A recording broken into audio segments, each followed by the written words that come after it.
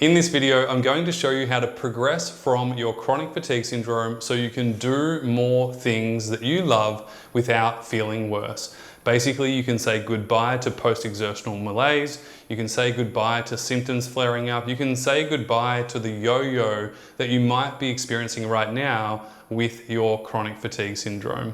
This method and this framework has literally helped thousands of people over the last 16 years, and what I'm about to show you is literally the key missing framework that so many people don't do or aren't aware of that is actually holding them back in their recovery.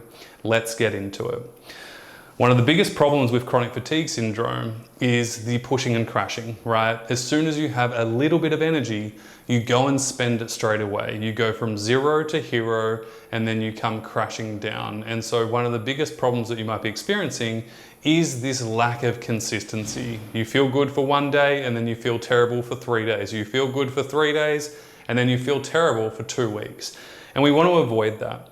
And so you can imagine here, this is you on the red line right now.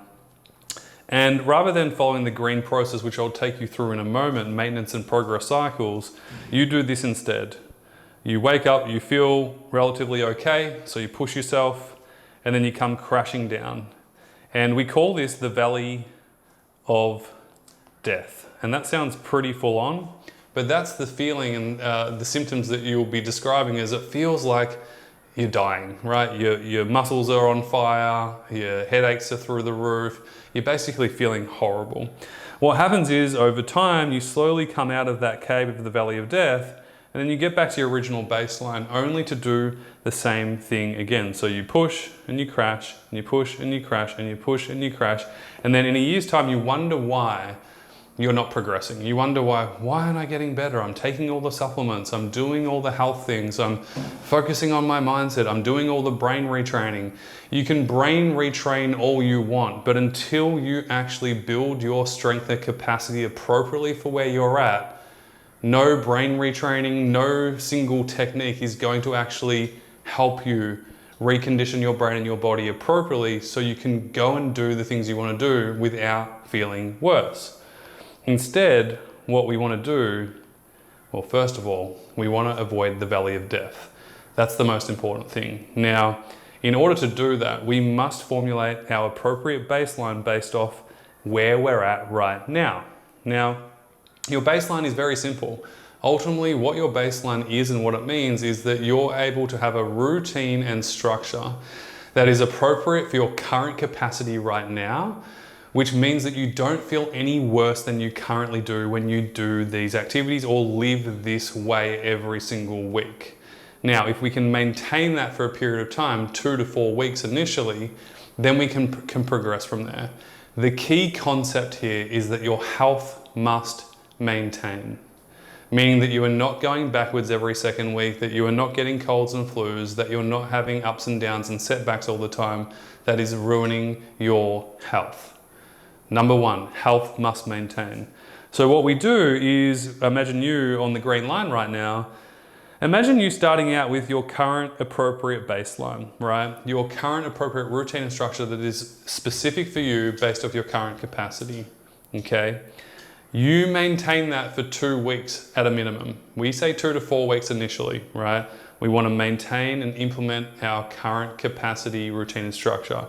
Now, once you have maintained for 2 to 4 weeks, that's enough time for the brain and body to adapt to the stimulus to find that new comfort level. Once you have found that comfort level, that's when you can progress again. Now, you might be going, well, Toby, how do I progress? Well, you'll progress in 2 key areas, physically and cognitively, okay? And I'll share with you some stories later in this video of people who have gone from completely not being able to live their lives and struggling to get out of bed to now living full lives again. And I'll show you exactly what they did. Once you've progressed appropriately to the next level, again, you want to maintain for 2 to 4 weeks. I want you to imagine this timeline as, let's say it's 12 months, okay? And what you're doing over these 12 months is maintaining, progressing, maintaining, progressing, maintaining, progressing, maintaining, progressing. And over time, this ultimately builds your strength and capacity to success. And what I mean by success is you being able to do what you want to do when you want to do it. And you might think, well, Toby, that's impossible. No, it's not. The only reason why you feel it's impossible is because you've only known one way, and that is redlining. You've been constantly redlining this whole time. Maybe you've had some good moments here and there, but moments aren't good enough. You need consistent weeks and months maintaining and progressing so you can get to the next level. Now, when it comes to key tips on progressing, there's a couple of rules. I want to tell you what not to do, and then I'm going to tell you what to do.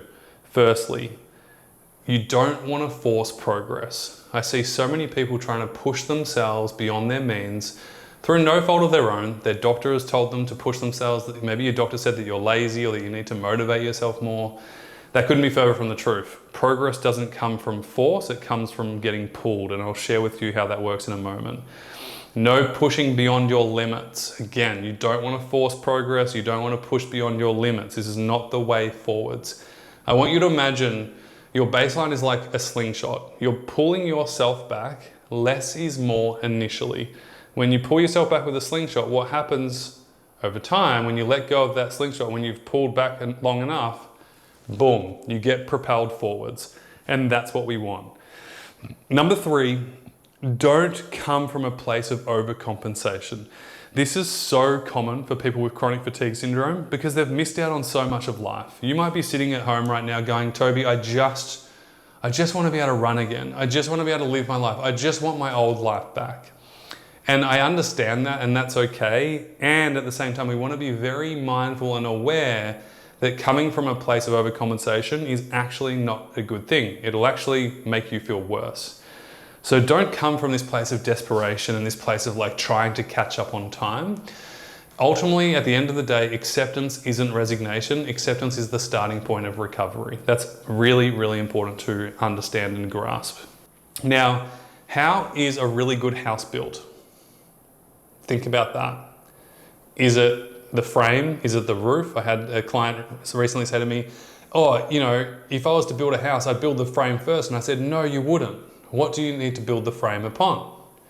And she said, a foundation. And I said, yeah, have you ever driven past a new building and you'll see a concrete slab down the bottom, which is the foundation piece. And that's what the baseline is. Once we build that foundation, then we can progress from it. But if there is no foundation, you simply can't progress. The house will fall over. There's nothing to be built on. So you don't always want to try and progress. In fact, you want to have maintenance months and progress weeks. Maintenance months and progress weeks. So this will be enough time for the brain and body to adapt to new stimulus so you can progress to the next level. You want to make sure you're getting pulled towards more progress. It's a feeling of being naturally inclined to do more. Here's the great news. When you maintain for a period of 2 to 4 weeks, your brain and body will naturally be able to do more in an appropriate way versus pushing yourself and not getting anywhere. Number 2, maintenance months and progress weeks. This is where you want to make sure that you're really dedicating yourself to 2 to 4 weeks of consistency of where you are currently at and sticking to it so that then you can progress. Again, without that foundation, you're not going to be able to progress. Now, here's a key tip. It's okay for it to be a little bit challenging. What we don't want is it being painfully hard. You have to remember that no matter where you start, it's going to be a little bit challenging initially, particularly if you haven't done much for a while. Your muscles are going to be deconditioned, your nervous system isn't used to it. This is why we always say a less is more approach initially is very, very vital, and then you can progress from that. There's a few key basics that you want to make sure are covered. You want to make sure that your sleep is okay. You want to make sure your hydration and nutrition is good. You want to make sure that your routine, your activities that you use to go inwards and restore energy, and your activities that exert energy are well balanced depending on where you're at. And then lastly, we always use your health maintaining as a sign and a cue that you can progress to the next level.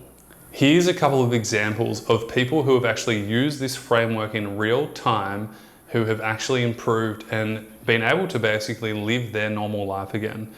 Here's Julie, for example. This is actually only a 3-month snapshot of doing the baseline maintenance progress framework. And this is what she had to say. Getting to reflect on the changes that have happened, big and small, since joining the program 3 months ago and realizing I've had a huge amount of progress in both how I feel mentally and physically, and what I can do consistently day to day. Day to day is the key tip here. Look at the photo. That is Julie. That's the same person, believe it or not. One was from week 1 of joining the program, and the second photo was literally 3 months after. Now, since then, Julie's gone on to fully recover. She's living her life. She's doing incredibly well. She's working, she's traveling. Literally spoke to her this morning. She's one of our mentors here at CFS Health now, and is just doing incredibly well. This is Sue John. Again, another person who was actually ill for 27 years. We just recently did a success story. I'll link the video below or above on this video. And Sue John was so ill that she couldn't even leave her house for periods of time. And this was a photo of her in 2022, not needing a wheelchair and going to an Ed Sheeran concert. Now, since then, Sue has recovered. She actually flew to Australia recently to come visit us at the headquarters and do the success interview in person. She hiked the beaches, she socialized, it was a 24-hour travel period just to get from England to Australia. So pretty damn impressive. This was Emily. Believe it or not, she actually joined our program from her hospital bed. And she messaged us on Instagram many years ago and said, "Toby, the doctors told me that there's nothing I can do to get better. I'm so scared. Is this true?" And I said, "You don't need to believe everything that your doctor says. I've seen way too many people get better to know that recovery is possible." And so this was Emily, like a couple of weeks out of hospital. This is her on her 21st birthday, fully recovered, was able to party into the night with her girlfriends. And now she travels the world and is working in allied health, which is pretty damn special as well. There are just so many stories. This is Charlie Benyon, another woman from the UK who was so frustrated with her recovery and was pushing and crashing and not getting anywhere. And once she literally focused all her attention and energy on making sure that her baseline was correct, and we put in place the maintenance and progress cycles, it was only then did she start to get better and recover. Now she's fully recovered, again, living her best life. There is just so many photos and pictures and images I can share with you. You can just see the difference on people's faces when they implement this work. There's so many stories, but I want to share with you what it looks like on paper so you can see visually how this will work over a longer period of time. So there's 5 key factors we need to think about when it comes to knowing when to progress and knowing when not to progress. And I'll share with you those 5 in a moment. Before we do that, I want to go here to the progress map, the chart, to see what it looks like tangibly for you. So I want you to imagine this is 9 months, right? And over these 9 months periods, I want you to imagine each little block is a 2 to 4 week period. Okay, so imagine each block is a 2 to 4 week period. And let's say this is over the space of 9 months, okay? Now, what we're gonna do is you're starting here, right at the bottom, and this is where you're currently at with your capacity, right? What we would do is maintain what you're currently able to do consistently in your daily routine, in your daily activities, in your rest cycles, your sleep cycles, everything. We'd maintain that for 2 to 4 weeks. Now, provided your health is maintained, guess what? You jump to the next level. And then you maintain that new level cognitively and physically for 2 to 4 weeks. Guess what? You do that consistently, your health is maintained, you're not going backwards, boom, you get to progress again. And of course, when you're progressing, we're progressing appropriately. We usually use a rule of thumb, anywhere from 5 to 20%, depending on where you're at. If you're at the lower end of recovery, it would be 5%. If you're at the higher end of recovery and you're getting more functional and you're integrating back into life, it can be more because your brain and body can adapt to more stimulus. I'll save that for another video, but the 5 to 20% rule is a good gauge depending on what stage of recovery you're at, whether you're in stage 1, which is the acute stage of suffering, which is less is more, stage 2, which is the re-strengthen phase, where you can do a little bit more without feeling worse, and then stage 3 is the reintegration phase where you can do a lot more because you're actually becoming more healthier and stronger. And when your health goes up, your symptoms go down. And this is why we don't actually treat symptoms, we treat health. When we treat health, your symptoms go down because your health is going up. So we go back here, you keep progressing, right? And so what happens over a period of 9 months is you're actually building your brain and body's resistance and resiliency to stimulus. When I say stimulus, what I'm talking about here is really life, right? The internal and external environment that you live in, okay? Now, what we're actually doing here, if we zoom out, is really we're reconditioning the brain and the body so it can adapt to stimulus over time. The coolest part about this, as you expand your capacity and your health maintains, guess what comes back? It's your energy, right? Now, energy is the last thing to return for people with chronic fatigue syndrome. I've just seen it way too many times for that not to be true. You do not want to use energy as a measurement tool for progress. You want to use progress as a measurement tool with strength, stamina, and capacity. So stop measuring the amount of energy you have, because that's going to be the last thing that comes back with recovery, and start to use strength, stamina, and capacity, making sure that you're not feeling any worse than you currently do. That's your tool for measurement of progress right now, because as you get better, more energy will start to come back. And that is how you progress to new levels that you thought were once not possible if you do this appropriately. Now, of course, there is no quick fix. There's no overnight cure. And this is why this process takes time.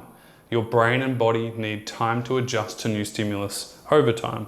Now, there are 5 key factors that you need to factor in before you think about progressing. These are very simple but often overlooked. Number 1, quality of sleep. You want to make sure that you are having, frequently good night's sleeps. And if you are, then you can progress to the next level. If your sleep is out of whack and you're sleep deprived, progressing in those times is not smart. Food. Food is fuel. And again, if you're running on an empty tank, that period of time isn't the time to be progressing physically or cognitively. You want to factor in your energy in and energy out activities and making sure they're well balanced. If you've had a period of a week where you've gone way beyond your capacity because of events or certain situations and life circumstances, again, you want to pull back. You don't want to push forwards. Remember, we're never pushing beyond your current capacity. We're being pulled towards doing more. You want to factor in stress. If you've had a stressful period lately, again, that's going to affect your energy levels. That's going to affect your capacity. Again, you want to pull back here, be flexible, and then when things settle down, then you can progress to the next level. And then always factor in colds, flus, and infections. If you get one of them, you obviously do not want to progress in those times. You want to do what a healthy person would do, which is rest, recoup, relax, ease back into your baseline, and then build from there. I hope this video was helpful. Drop below your biggest takeaway or insight. Hopefully this made a lot of sense. I know some of you at home are already doing this work for our free trainings. I know a lot of you who are in our recovery program are really benefiting from this specific framework on its own. So make sure you stay focused, stay committed, and drop us a comment below. Leave us the biggest insight or action takeaway for you, and we'll see you in the next video. If you're looking for free help with your recovery from chronic fatigue syndrome, check out our most practical recovery trainings on our YouTube channel here, and you can explore them all where they can help you get started with your recovery on your own, in your own home, so you can start moving forwards today.